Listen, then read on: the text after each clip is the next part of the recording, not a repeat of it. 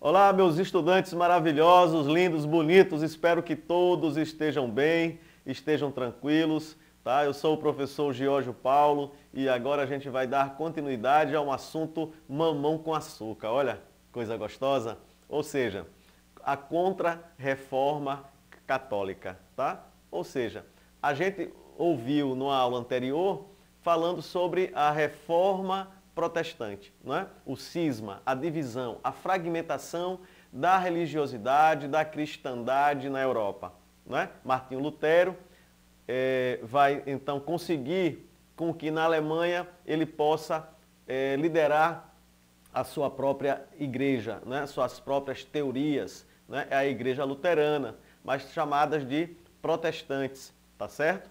Então, é lógico que depois de um certo tempo, a própria igreja católica na Europa, ela vai perceber que alguma coisa está errada, não é? E que precisa fazer algo, não é? Imagine, se um monge, não é? Que era um padre, era um doutor da igreja, um teólogo importantíssimo, não é? Conseguiu fazer com que as pessoas observassem e enxergassem que a fé era o caminho que levava à salvação e não as doutrinas que alguns clérigos pregavam, né? A vaidade, o orgulho, né? Isso acaba com muita coisa, né? Então a gente precisa ter essa ideia de que a fé ela nos move para o bem, né? Para o que é bom, nos move para Deus. E aí é lógico que a contra-reforma ou reforma católica vai seguir também esse espaço, que é o espaço de quê? De corrigir certas falhas, corrigir certos erros, né? Então isso acontece quando, gente? Isso acontece em 1545. Né? Então a contra-reforma ou reforma católica é um movimento criado pela Igreja Católica a partir de 1545 e que, segundo alguns autores, teria sido uma resposta à reforma protestante de 1517, iniciada por Martinho Lutero, que nós falamos da aula anterior. Não é? Então, agora veja o espaço de tempo de 517 para 545. Ainda demorou muito, não é? Demorou muito, perdeu tempo. Então, o Papa Paulo III, e quem é o Papa, gente? É o líder supremo da Igreja Católica, né, no mundo. Né? É ele que é, digamos assim, o sucessor de São Pedro, né, pela tradição da Igreja Cristã Católica. Né? Então, só para fazer um parênteses aí para você entender. A Igreja Cristã, ela foi chamada assim até o século X, não é? A Igreja Cristã, que veio dos ensinamentos dos apóstolos, dos discípulos de Jesus Cristo. No século X existe uma reforma, um cisma, né? É chamado cisma do Oriente. A Igreja Católica Apostólica Romana, com sede em Roma, e depois a Igreja Ortodoxa Grega, com sede em Constantinopla. Foi a primeira divisão da igreja. Mas só do ponto de vista de poder, né, dos papas e do patriarca. Beleza? Mas no século XVI vem a reforma protestante e agora a contra-reforma católica. Então o Papa Paulo III, que é esse senhor que está aí, que vocês estão vendo, né? Esse Papa, ele foi o responsável por, primeiro, reativar, não é, a Inquisição e por convocar o Concílio de Trento como forma de combater o protestantismo. Então, primeira coisa, reativar a Inquisição. Inquisição é o tribunal do Santo Ofício, ou o tribunal de Inquisição, de inquirir, né? De inquirire, né? De perguntar, de justificar, de buscar resposta, mesmo que ela seja na forma de pressão. Né? Então, os tribunais de Santo Ofício, ou o tribunal de Inquisição, quando ele foi criado para tentar buscar, né, a essência do erro daquela criatura, daquela pessoa. Não era para condenar inicialmente. Ela ia primeiro buscar entender por que aconteceu aquilo, tá? E depois, de certa forma, trazer essa pessoa de volta para o seio da igreja. Só que com o tempo, os tribunais de Santo Ofício ou os tribunais de Inquisição passaram a ter uma outra conotação. Em princípio, todo mundo era culpado, até que se prove o contrário, que é o contrário do direito, né? O direito diz que todo mundo é inocente, até que se prove o contrário. Quem acusa deve o ônus da prova. Então, você acusou alguém, você tem que provar o que você está dizendo. Naquela época não existia isso, não é? Então, o Papa ele vai reativar o Tribunal de Inquisição e vai convocar o Concílio de Trento. E o que foi o Concílio de Trento, professor? Vamos lá, vamos ver se a gente entende direitinho. Então, primeiro, entender o seguinte, que a Contra-Reforma foi o esforço da Igreja Católica para barrar o protestantismo e seu avanço pela Europa. No entanto, alguns historiadores apontam que já existia de modo embrionário, né, assim, bem no começo, uma reforma na Igreja, conduzida desde o final do século XV, portanto ainda nos anos de 1400 e alguma coisa, né, com Francisco de Cisneros na Espanha.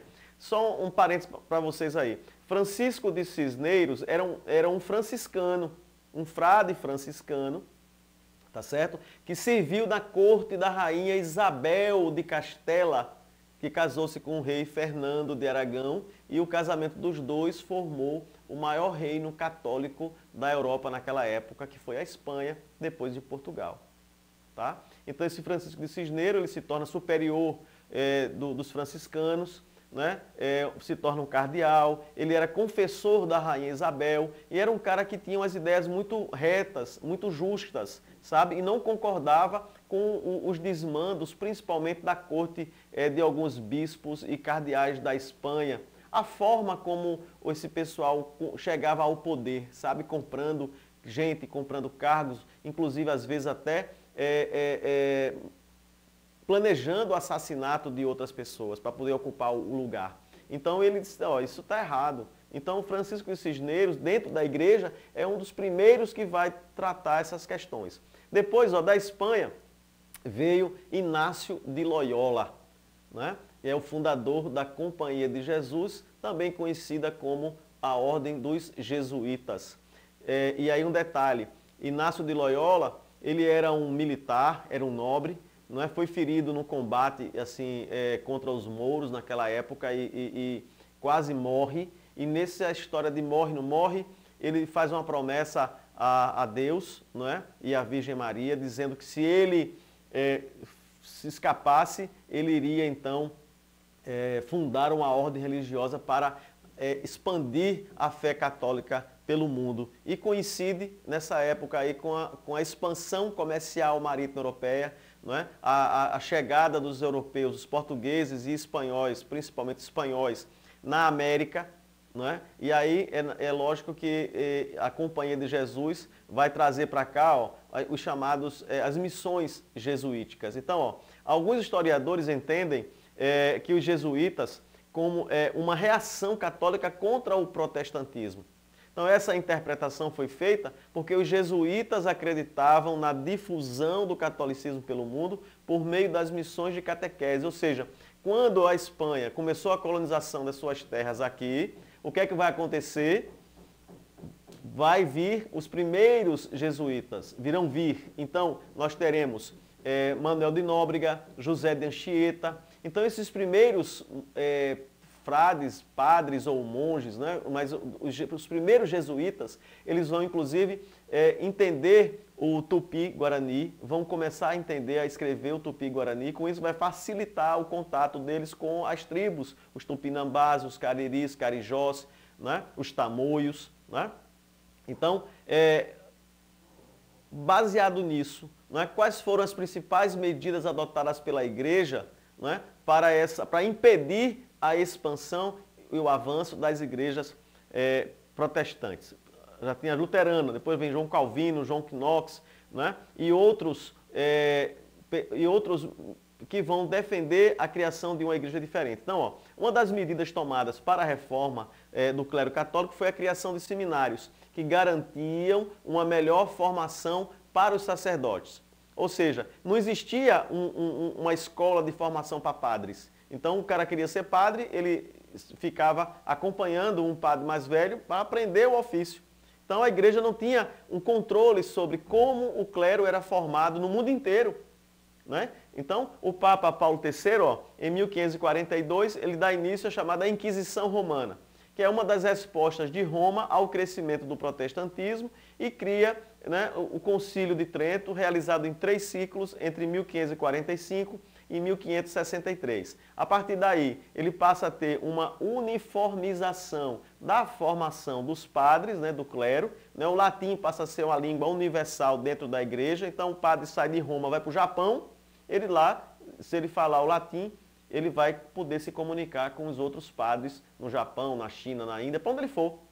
Isso foi até 1962, 64, que era o Concílio Vaticano II, né? Que já da nossa época aqui, que muda, né? Então as missas passam a ser na língua normal, falada no lugar, não mais em latim, né? E assim por diante.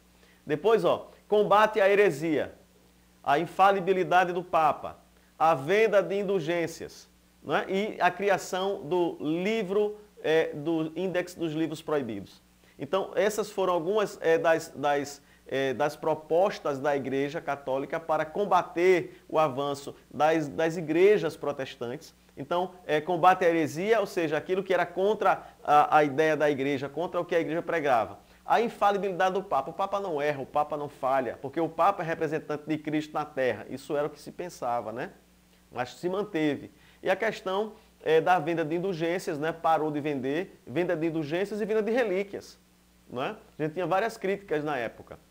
Beleza? E esse Index Librorum Prohiborum, do latim, Index dos Livros Proibidos, era um livro que contém todos os nomes dos livros que um católico não poderia ler. Era proibido. Beleza? Depois, ó, a ação da Contra-Reforma nas Américas. Então, essa ação da Contra-Reforma vai estar associada aos reis. Então, Portugal e Espanha eram países, eram reinos, né, na Europa, católicos. Então, eles iam difundir a fé católica nas suas colônias, então, o Brasil, que era a América Portuguesa, e o restante da América Espanhola. Então, com isso também, gente, vem o Tribunal de Inquisição, ou o Tribunal de Santo Ofício aqui para as Américas, né? E quem não seguisse à risca as regras da Igreja Católica na época, era punido pelo Tribunal de Inquisição. Então a Inquisição Portuguesa estabeleceu os vínculos aqui, né? Se você um dia for, por exemplo, a Olinda, no Alto da Sé, em Olinda, tem a catedral, tem uma caixa d'água bem grande, um prédio gigante, né? Onde o Homem-Aranha no domingo de carnaval, né? Descia de teia. Ao lado você vai encontrar o Museu de Arte Sacra.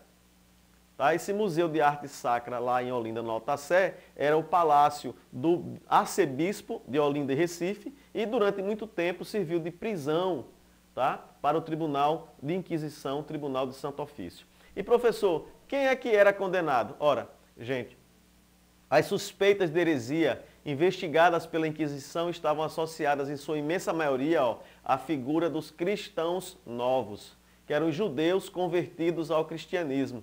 Vieram de países como Holanda e França, atraídos pela economia açucareira e pela ideia de liberdade que poderia se ter aqui nas Américas, né? Uma vez que estavam longe da Europa, né?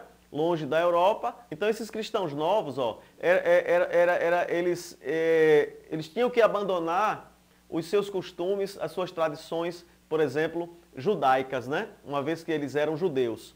Então, o que é que acontecia? As mulheres, geralmente, elas iam para alguns ciclos, né, de reuniões, mas o que a turma fazia? O judeu não comia carne de porco, não come carne de porco.